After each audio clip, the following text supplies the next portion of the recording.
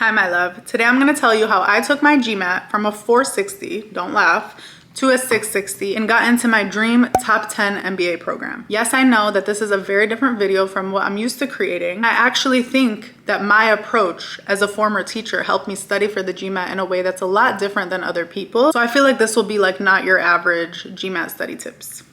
I gave myself at least 6 months from the first practice test that I took where I got a 460 and embarrassed myself. And I don't want to say embarrass myself. I don't know where your score is at, but for me, I think I got like a 13% on the math portion at that point, and that was a little embarrassing for me.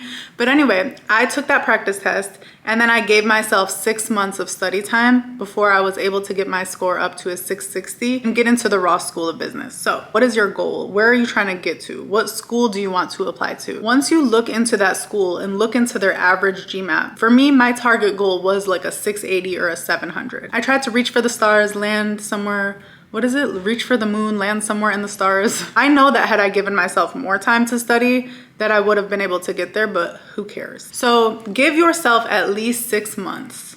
Just do it. If I'm talking to you and you're already like 3 months away and you're like super far from your goal, then whatever I tell you to do today, you need to do double of what I'm about to say. Once I had an idea of where I needed to go, aka literally 200-point jump, which is unheard of, I created a really strict study plan. So the first thing that I did was took a practice test to see where I was at. When I saw that 400 and something score, I was like, oh my God, girl, you need help. Like you really need help. I was able to see the areas where I was strongest and the areas that I needed the most work. I needed the most work in the math sections because my English and reading sections were higher than average already. So I knew that my time would be best spent really doubling down on that math and bringing it up because there was no chance that I was going to get the score that I wanted if I didn't focus on the math. So what I did was double down on that area. I would go to a coffee shop and literally pull a 9 to 5. What I did that I believe really changed the game for me the most, more than anything, was I committed to a practice test in the beginning at least once every 2 weeks. Once it got to that like second half of my study period, like the last 3 months, I was taking a practice test every week. I was searching on Google, free GMAT practice tests, downloading anything I can get my hands on once I exhausted all the ones in the books. And I was taking practice tests every week. I'll add the book here that I used. I think it was called the OG, but the original guide was the GMAT study book that I was recommended was the best one. I highly recommend that for the practice tests. If you want to get a Kaplan book or another brand to actually go through the study material, you can do that, but the OG guide has the best practice tests, hands down. So I would sit somewhere and emulate a test taking environment, and I would just take a test for 3 straight hours. After I took that test, I would sit down and I would literally go through every single question, even the ones I got right.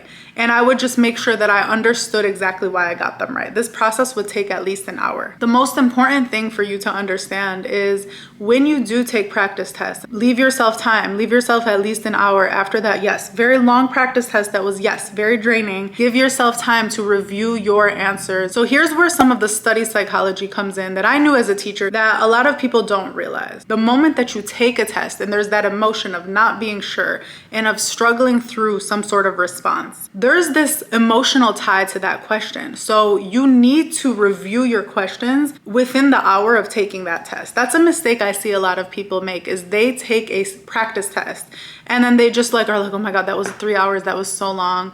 I'm just going to review my answers tomorrow. That is the worst use of your time. That is the worst approach to take because in the time that you let the practice test sit, now it's the next day and you kind of are detached from the version of you who took that test and was struggling through a certain response. So that emotion that you felt is not really there anymore the next day. You don't really remember how you felt. But if you review your responses literally right after you take the test, you're able to capitalize on that feeling of, oh my God, this problem was so hard and I remember thinking it was this and then thinking it was that.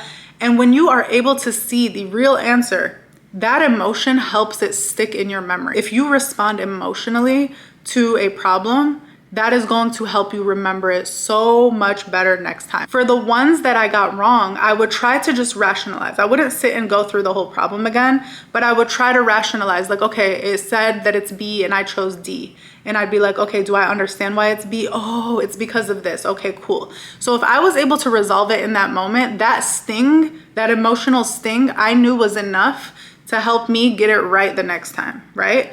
But there were so many other moments, especially in the beginning, where I'd be like, oh, they said it's C, but I chose B. And I'd try to understand it and I would not understand it. So there were always like several where I'm like, okay, I still have no idea how this is the answer. So I would highlight those in a different color. Those were the ones that I would spend the following week drilling, because those were the problem ones. Those are going to be the ones that even if you take it again, feeling that sting, you're not gonna get it right because you don't even understand why it's the case. And if you do get it right, it's because you got lucky, and that's not good. You don't wanna go into a GMAT feeling like, I might get this one right, I might not. No, you wanna get to a place where you master, because you'll start to understand the different categories of questions that are in each test. And if you see that every time this category of question comes up or this type of problem comes up, I'm getting it right over and over, that's gonna give you confidence that any single one that they throw your way, you're gonna be able to tackle it. But there were always those problem ones where I'm like, oh my God, I never understand how to do these. So I would spend the whole rest of that week during my study periods drilling, like finding YouTube videos that explain it, trying to read the directions in the back of the book. Those are never the best explanations, but trying to use any resource that I had to understand that problem. And then once I felt like I was understanding it a little bit more, I would start drilling. I would go into the book and find the drills about that question and just do those drills. If I did all of that, 9 times out of 10, I would understand how to do it on my own. But then there was that 1 time out of 10 where I'm like, I still don't understand this. I'm still not getting it right. And that is what I would take to my tutor. Another proactive thing that I did, and there's many ways for you to do this, but I got extra support. For me, it was in the form of a tutor. So this person, he actually tutored my brother when my brother took the GMAT. And so I would meet up with this person once a week and go over some of the problems that I wasn't able to work on by myself. So I'd first try to go through things on my own. I would look into YouTube. I would try to, watch the tutorial videos of how people responded to those questions. And then I would circle the ones that I just couldn't understand on my own so that I could maximize my time with this tutor. I understand that tutoring, that might not be something that you can afford. I do know that if you look into different resources, there's some tutors who do it virtually at a way more affordable rate. My tutor was pretty affordable, but I did meet with him in person. It was a big time commitment for me. Every single weekend, I would meet with him for 90 minutes and we would go over some of my problem areas. And I do believe it helped me so much with my GMAT. So I'm telling you this because I want you to be strategic. I don't care if you have all the money and time in the world. Like, your tutor's not gonna be the one taking the GMAT.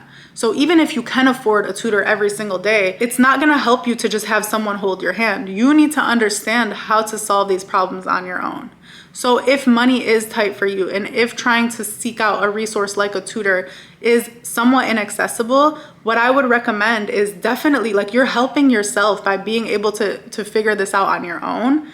But if there are a handful of problems that you cannot figure out on your own, even doing one tutoring session, if that's all you can afford, once a month or once in general, even doing one 90-minute or 2-hour tutoring session, just to focus on those problems that you have tried to solve on your own but cannot, will be worth your while. So I just wanted to give another option for people who may not be able to afford a weekly or bi-weekly tutoring cadence. Be strategic. Isolate the 15% of problems that might be way too challenging for you to do on your own, and use that tutoring time to go through those things. So this is not the video where I'm gonna be giving you a bunch of resources, because I understood how to study. I wasn't out here downloading apps that helped me with certain grammar rules. I wasn't out here like binge watching certain YouTube channels that support this stuff. If you know those resources and if they work for you, by all means use them. But what I want you to understand is knowing how you learn. You learn when you fail and are able to feel the emotion of that failure and connect it to the right answer. That is how you learn. There is so much research on people being able to fail quickly and resolve that failure, and then the next time they take that test, they remember that because there's an emotion attached to it. If you are the type of person who believes that you need to study for 3 months before you take a practice test, I'm telling you right now, you are not gonna get the score that you want. If you are scared to see yourself fail along the way, you're not gonna get the score that you want. If you feel like it's a waste of your time to take a practice test when there's still so much that you don't know, you are not going to get the score that you want. So I need you to understand the importance of taking practice tests regularly. The reason that that is so important is because number one, it emulates the test taking environment. I don't care if you're the best studier in the world, okay? I don't care if you have the notes, if you have the highlighters, if you are just so good at studying. Studying and taking a test are two extremely different things. We all have that person that we remember. We might be that person who was such a good student but sucked at taking tests. That might be you. Don't let the test taking environment be the reason that you don't get the score you deserve. So for no other reason, number one, taking that test will help emulate the environment and normalize the environment that you will be in when you take the only test that matters, when you actually have that moment of truth and you have to take the test. The other reason is because when you get that failure, like I said, when you get things wrong, it helps zoom you in on the things you need to improve on. You will feel good about things as you're drilling them, but when you're presented with the problem and have to solve it in a time frame, it's going to feel different. So if every time you're taking this test, you're having issues with certain types of questions, then that helps inform your study process. Don't just study blindly, study strategically, work smarter, not harder. Be strategic about how you approach that study period. And then last but not least, when you get in the process of taking regular practice exams, it really, really helps you make the most of your time. You know where you need additional support. You know how to drive your tutor sessions if you are seeking out a tutor or test prep classes. Like, you are now in the driver's seat of your learning process instead of just passively consuming. The GMAT is not for the weak, okay? It's not a test where you're just gonna passively consume knowledge and just go kill the exam. No, you need to be in the driver's seat of your test taking experience and your study experience. And the only way to do that is to get in the process of regularly taking an exam, understanding where you're strong, understanding where you're weak, and informing your process from there on out. Let me know if you have any questions, not just about the GMAT, but about applying to business school, my business school experience. I know this is something I don't really talk about a lot on here, but I'm definitely open to it if you're interested. I would love to help my business baddies on their journey. So drop a comment below and let me know where I can support. I love you so much, and as always, stay powerful, my love.